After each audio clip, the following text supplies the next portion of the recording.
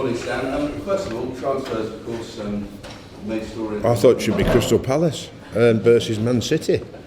Is that not why we're here? Go on. We can talk about transfers. Yes. Can you confirm that it's Patrick Van Aanholt having a medical here today? Yes. Are you expecting that one to go through then? Not until we have every aspect of negotiation or what the medical might say. So until that situation is over and done with, then he's in the process at the moment.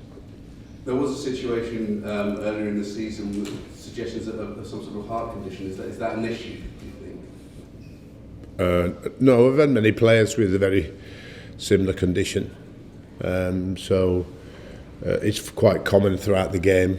It's just a precaution that we have to take and Patrick has to take regarding his particular situation. So I wouldn't imagine that would be a problem. I've dealt with two players in the past with very similar conditions. So I think the medical will be okay, and I think that Patrick will be hopefully looking forward to joining us. What is the situation? Carl Jenkinson's been going on for a while now. Arsene Wenger saying yesterday in his press conference that it's over the players' wage demands. Is that one that you That's not my area. That's the chairman's. He's the man who negotiates the deal. So I can't tell you one way or the other whether it's broken down on the finance or not. And he's not here today anyway, so you can't ask him. Is that one that you're still hopeful might get done in time? Maybe. I mean, there's several we'll be hopeful for between now and Tuesday. But like I've said before, that there's many deals that we haven't got that we've tried to do, and I think that this one, in terms of Carl, has been a stumbling block. Whether that gets sorted out or not, it has probably been our biggest blocker of the transfers we've tried to do in this window. It's become very expensive today for players, particularly who play in this country, to sign them on. Reports of bids that have gone in, Robbie Brady and Ibrahim Amadou. Is it correct to say that bids have gone in for those, and where do you stand with those at the moment? They're not in our process at the moment. No. So Robbie Brady is not an option. No. And Ibrahim Amadou is not an option for you at the moment. I'm a rich. Sorry? What was it? Amadou. All right. No. Okay. But just in terms of that, we talk about players coming in there, but in terms of going out as well, suggestions that Johan Cabaye could be of interest to people. Is he one that you'd be prepared to? Had no bids for anybody at the club at the moment. So there's a few muted clubs have asked for loans, but as we can't get a loan, I don't see why we should loan anybody out at this stage. So we've said no to those loans at the minute. And like I said, my focus is not going out. My focus is on coming in. Just to confirm, those Andros Townsend, there's a lot of talk about nothing to do with Andros as far as I'm concerned. Have Newcastle been in? Have they approached you at all? Nobody's bid for anybody. So I just said that. Sorry.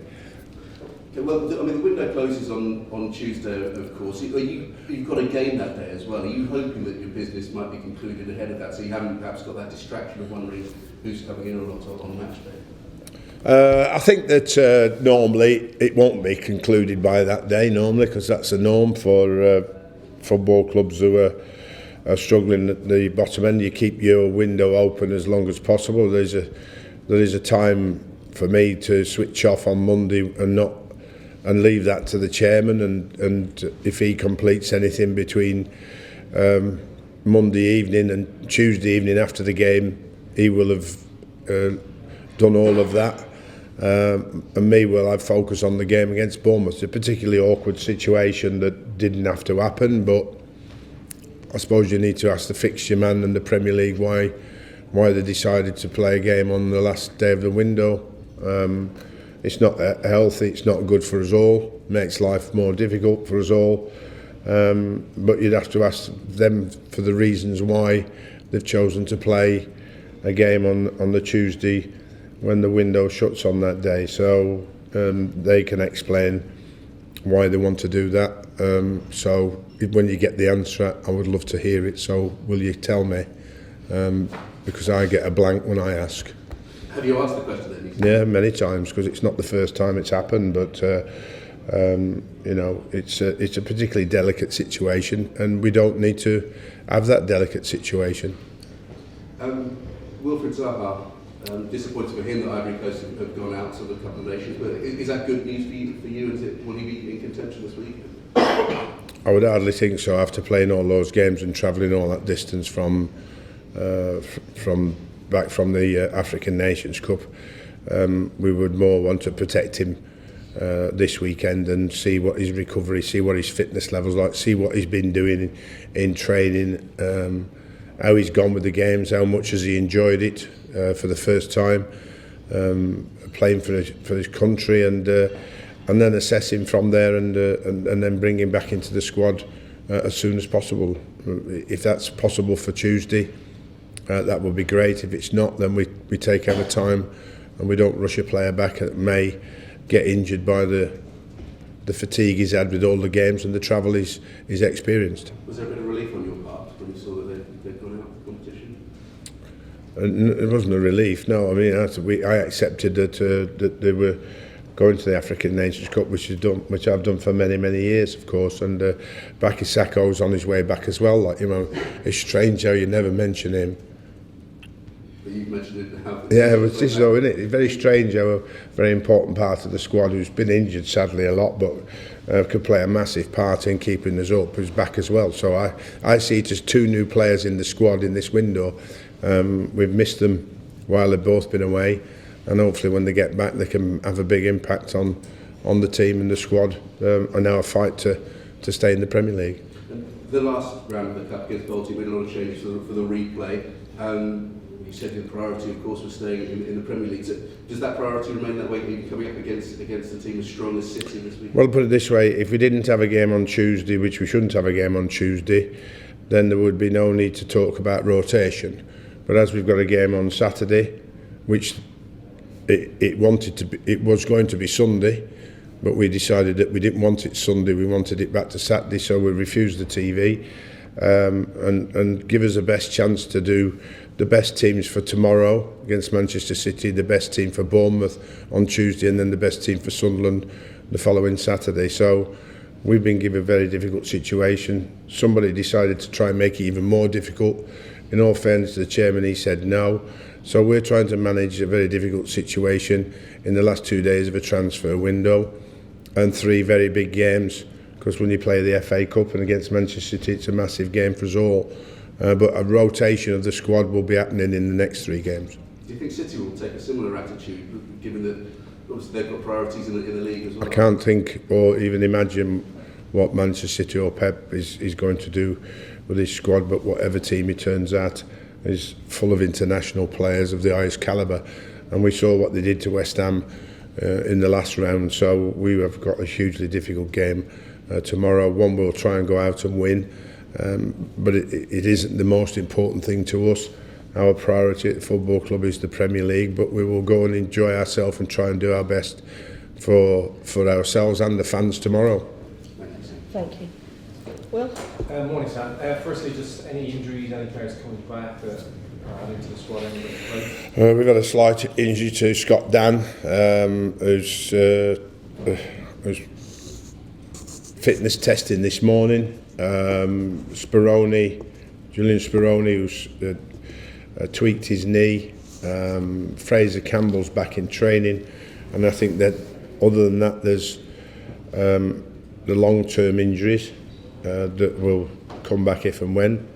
Our goalkeeper Mandan just started some training, so he'll be back in the squad. With Scott, obviously he's the team captain with those important games coming up. Would you be maybe err on the side of caution and not risk him, even if he is coming? Depends what he says. It depends what the player says. You know, I mean, the medical staff and the doctor can tell us, you know, what are the risk values is. The player really, in the end, makes the decision on whether he's 100% or not capable of playing in the game. He knows his own body, especially Scott and people who are experienced and have been through this situation before. So speaking to him and talking to him will give you an indication on whether we do play him or not.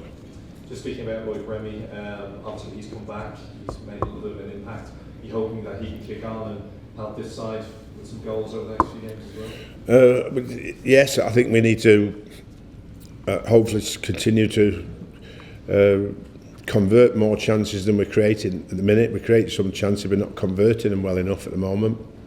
My still priority is stop the balls going to the other end of the net. Thought we did that last week, but unfortunate circumstances went against us to prevent that goal. So, after going down to 10 men and not being able to get the sub on, and then the assistant referee missing an offside, it was a bitter pill to swallow, and another point lost, sadly, in our fight against getting out of this position we're in. As I said, FA Cup's not really the priority. The Premier League is staying in it. But surely, I suppose it would be a huge confidence boost to the side to get one over Manchester City. Well, it'd be a huge confident boost if you beat Man City at any time, anywhere, any stage, But at the end of the day, if we beat Manchester City tomorrow, and somebody said, "Would you prefer to lose to Manchester City and Bournemouth?" You know what my answer would be. Have you been surprised at Manchester City's form of late? I think that Manchester City's really about Pep adjusting to the Premier League. I think it's a big adjustment for a player when you arrive in this country, when they come from abroad. I think it can be a big adjustment for a manager until you find your feet and find out what it's all about. It's not something that's very easy to do as a player, and I don't think it's that easy to do as a coach when you come for the first time. As good as he is, as we all know, I'm sure sooner or later he'll get it absolutely spot on. Lots have been made of Manchester City's defence, and especially the goalkeeper, Claudio Bravo. Is that one of the areas that you'd be maybe asking your players to put pressure on during the game? Well, I think that definitely the key to beating any big side over the years has been what you do after you've defended extremely well against the talent they've got. It's what you do with your possession, and you have to maximise your possession against the opposition. I was looking at the stats at Everton, and Everton's 4 shots on target was 4 goals. So it's a very unusual stat, by the way. But so if we're anything like that we get into the opposition's penalty box, we have to be very clinical on the day, because against the big sides you get fewer chances than you would in normal games. So we'd have to be very clinical, but the defensive side of it is the first priority, about nullifying the talent that they have. And you saw that talent in full flow in the last round against West Ham at West Ham. So we have to be very, very good when we're out of possession, and then when we've got that possession, we have to try and expose some of their weaknesses, which is what every team has. Thank you. Does Patrick Van Aanholt bring to your squad? I think that he was a major saviour in our run last season after the window had shut.